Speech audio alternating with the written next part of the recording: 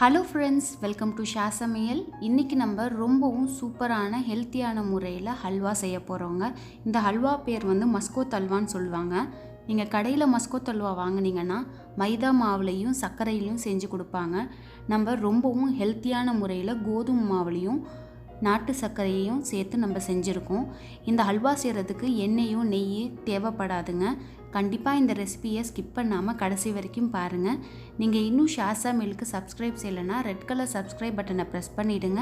பக்கத்தில் இருக்கிற பெல் ஐக்கானையும் ப்ரெஸ் பண்ணிவிடுங்க. உடனுக்குடன் எங்கள் அப்டேட்ஸ்லாம் உங்களுக்கு கிடச்சிரும். இந்த ரெசிபி பிடிச்சிருந்துச்சுன்னா லைக் பண்ணி உங்கள் ஃப்ரெண்ட்ஸ் அண்ட் ஃபேமிலியோட ஷேர் பண்ணுங்கள். மஸ்கோத் ஹல்வா செய்கிறதுக்கு ஒரு பவுல் எடுத்துக்கோங்க. நல்ல அகலமான பவுலாக எடுத்துக்கோங்க. அதில் 1 கப் அளவு கோதுமை மாவு சேர்த்துருக்கேங்க. 1/4 கப் அளவு தண்ணி சேர்த்து நல்லா சப்பாத்தி மாவு பதத்துக்கு பிசைஞ்சுக்கோங்க. இப்போது நல்லா நம்ம மாவை பிசைஞ்சாச்சு. அந்த மாவு மூழ்கிற அளவு தண்ணி சேர்த்துக்கோங்க. தண்ணி சேர்த்து இந்த மாவை வந்து நம்ம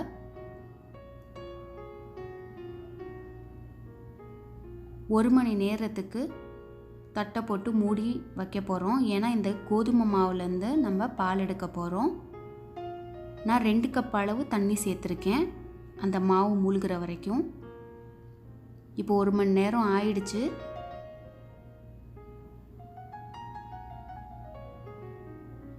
பாருங்கள், இப்போ நல்லா அந்த மாவை பிசைஞ்சுக்குங்க. பாருங்கள், இந்த மாதிரி தொட்டாலே நூல் நூலாக வரும்.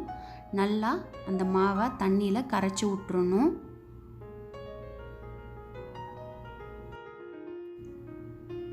அப்போ தான் அந்த பால் வந்து நல்லா அந்த சப்பாத்தி மாவுலேருந்து வெளியில் வரும். இந்த மாவு வந்து சக்கை மாதிரி இருக்கும். இப்போ நல்லா மிக்ஸ் பண்ணியாச்சு, கரைச்சாச்சு. இப்போ நம்ம இந்த பாலை வடிகட்டிடலாம். இந்த மாதிரி ஸ்டீல் ஜார் இல்லைன்னா தேங்காய் பால் புளிகிறதுக்குன்னே நீங்கள் வடிகட்டி வச்சுருப்பீங்க பார்த்தீங்களா, அதில் கூட நீங்கள் இந்த மாதிரி வடிகட்டிடலாம். வடிகட்டி இந்த சக்கையை வந்து நீங்கள் தூக்கி போட்டுருங்க. இது நம்மளுக்கு தேவைப்படாது.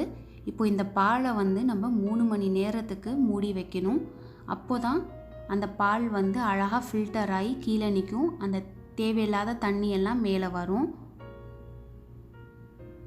அந்த தண்ணியை நம்ம தூக்கி போட்டுட்டு அந்த பாலை தான் நம்ம யூஸ் பண்ண போகிறோம். இப்போ 3 மணி நேரத்துக்கு மூடி போட்டு மூடி வச்சிடலாம்.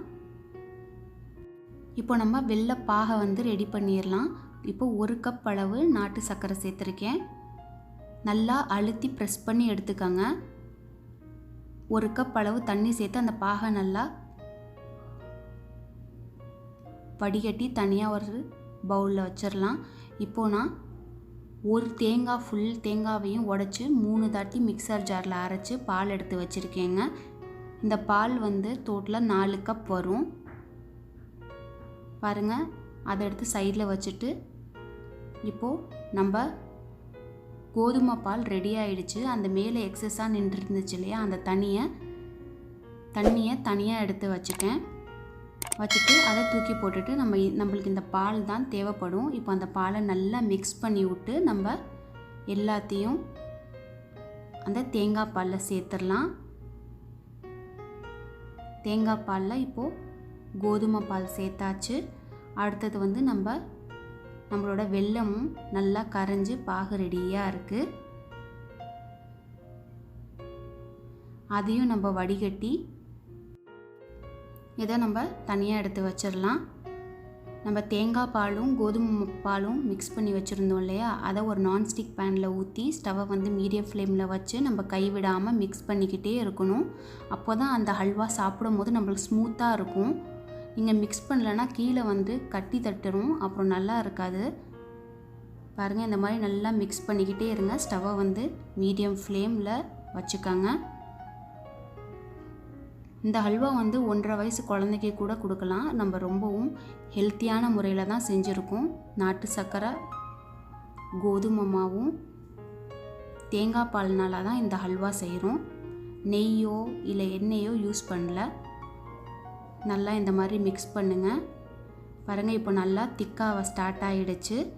இப்போ ஸ்டவ்வை வந்து நீங்கள் லோ ஃப்ளேமில் வச்சுக்கிட்டு நீங்கள் கொஞ்சம் கொஞ்சமாக மிக்ஸ் பண்ணி விடுங்க.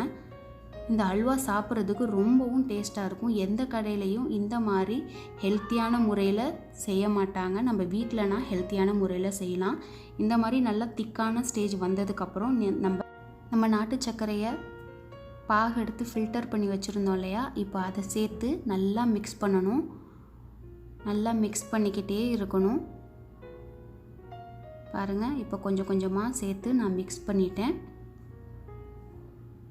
உங்களுக்கு இனிப்பு அதிகமாக வேணும்னா நீங்கள் இன்னொரு 1/2 கப் நாட்டு சர்க்கரை கூட சேர்த்துக்கலாம். நான் 1 கப் 200 கிராம் அளவு தான் சேர்த்துருக்கேன். சேர்த்து நல்லா மிக்ஸ் பண்ணிக்கோங்க. இப்போ உங்கள் வீட்டில் நாட்டு சர்க்கரை இல்லை அப்படின்னா நீங்கள் சர்க்கரை கூட யூஸ் பண்ணலாம். 300 கிராம் அளவு. பாருங்கள், இப்போ நல்லா திக்கான கன்சிஸ்டன்சி ஆகி நல்லா பபிள் மேலே வர ஆரம்பிச்சிருச்சு. இந்த டைமில் நீங்கள் நல்லா சூப்பராக மிக்ஸ் பண்ணிக்கிட்டே இருங்க.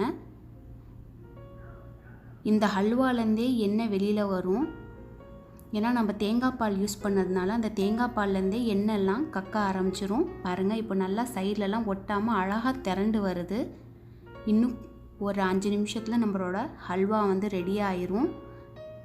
நல்லா இந்த மாதிரி மிக்ஸ் பண்ணி விட்டுட்டு நம்மளுக்கு இந்த பேனில் ஒட்டாமல் வருது இல்லையா பதம், அந்த ஸ்டேஜில் நீங்கள் கட் பண்ணி வச்சுருந்த முந்திரி பருப்பை ஆட் பண்ணிக்கோங்க. உங்களுக்கு முந்திரி பருப்பு வேணான்னா நீங்கள் ஸ்கிப் பண்ணிக்கலாம். ஏன்னா குழந்தைங்களுக்கு கொடுக்கணுன்னு இருந்தால்.